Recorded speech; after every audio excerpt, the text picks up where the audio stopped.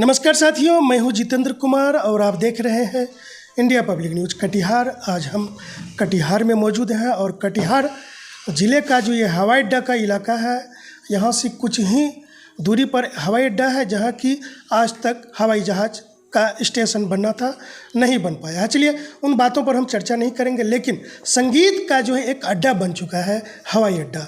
यहाँ से जो आप संगीत की दुनिया में जा सकते हैं, संगीत की दुनिया में आ सकते हैं। संगीत के सुरों का जो है सरगम जो होता है उनमें सरस्वती जी का वास होता है, और जो जिसके गले में माँ सरस्वती का सुर समा गया, आज उनको किसी चीज़ का मुहताज नहीं होना पड़ेगा।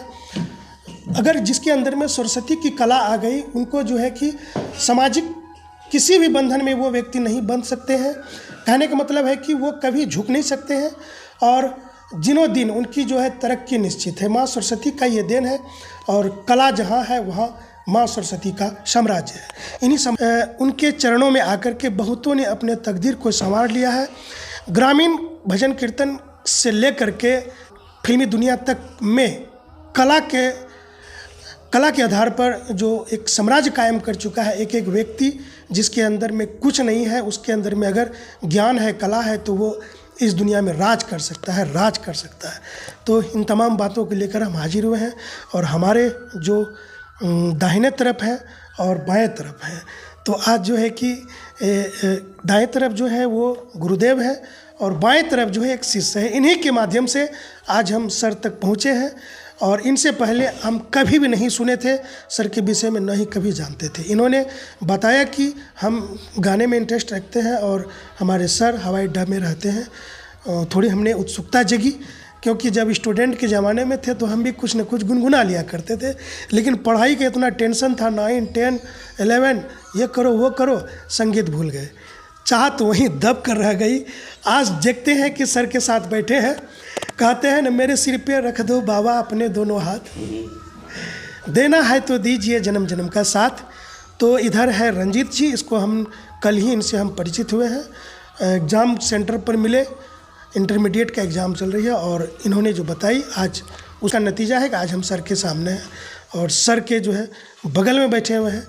मन यही कर रहा है कि हम भी कुछ न कुछ गुनगुना दें, लेकिन जब तक सर का अनुमति नहीं होगा, क्योंकि गुरु के बिना ज्ञान नहीं होता। हम जब जानकारी मिली कि बहुत सारे स्टूडेंट को आत्मनिर्भर बनाए हैं, मोदी जी भी कहते हैं ना आत्मनिर्भर बनो, तो कैसे बनेंगे? जब हम आत्मनिर्भर होंगे तभी तो हम किसी को आत्मनिर्भर बना पाएंगे।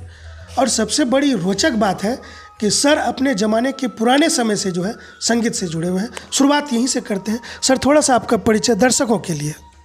जी, मैं एक सर्विसमैन हूँ, आर्मी से रिटायर आ करके अपना संगीत का काम यहाँ कर रहे हैं, और स्टूडेंट सबको सिखाते भी हैं, प्रोग्राम भी करते हैं। सर, कभी कदवा कुमड़ी चांदपुर का नाम सुने हैं? बहुत सारे स्टूडेंट भी मेरा है कदवा कुमड़ी में, और हम भी जाते भी हैं, प्रोग्राम भी करते हैं उधर।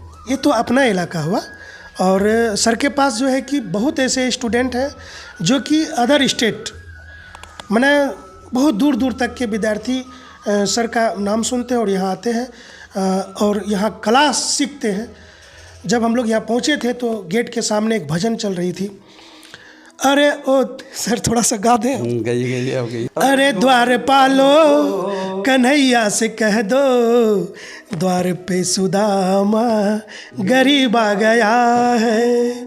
बस हमारी बाइक रुकती है और हम लोग गेट खुलते हैं, ऑटोमेटिक गेट खुल जाता है ना, जैसे कि है ना। तो हमको लगता है कहीं ना कहीं भगवान कृष्ण की एक कृपा है, और ये भजन हमने सर का जो दरवाज़ा है वहीं पर सुना, और संजोग से गेट का पट भी खुला हुआ था, और आपके जो पुराने शिष्य हैं इन्होंने दरवाज़ा को खोला और यहाँ भजन चल रही थी। तो हमको लगा कहीं ना कहीं हम भी जो है भगवान कृष्ण का ये भजन जो एक प्रेरणा के स्रोत है, हम कुछ अच्छा होने वाला है लाइफ में। तो हालांकि हम अब पुरानी दुनिया में तो वापस नहीं जा सकते हैं, क्योंकि हमारा कैरियर जो है स्टूडेंट लाइफ से शुरू हुआ, संगीत की दुनिया में थोड़ा सा गुनगुनाए, कहीं कोई शागिर्द बनने का मौका नहीं मिला, लेकिन आज भी कहीं ना कहीं अंदर में एक ललक है कि काश संगीत की दुनिया में भी एक अलग मज़ा है।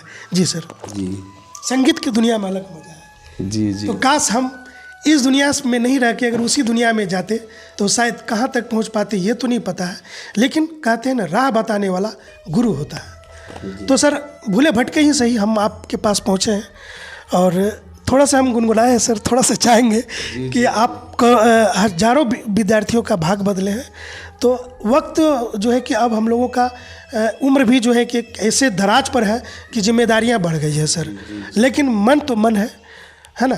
तो थोड़ा सा जानेंगे कि सर आपने हमारे साथ गुनगुनाए, हमारा साथ दिए, तो क्या महसूस किए सर? बहुत अच्छा महसूस किए और हमको लग रहा है कि आज पुराना आदमी से भेंट हुआ है हमको। बहुत ही अच्छा, आपका मन भी है और आप चाहते भी हैं, आपको हमारे तरफ से पूरा सहयोग रहेगा, आप अगर चाहेंगे कि हमको सीखना है तो।